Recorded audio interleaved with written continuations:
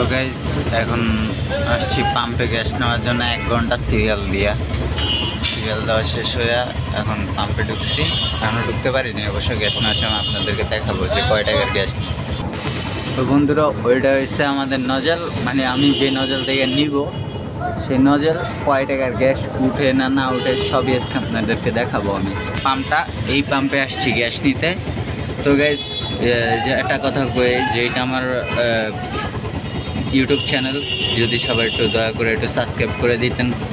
আর এখানে সিএনজি জাতীয় যা সব ভিডিও, আমি কত টাকা ইনকাম করি, দিনে কি করি, সবই আপনাদের এই ব্লগের মাধ্যমে আমি তুলে ধরার চেষ্টা করব আপনাদের সামনে।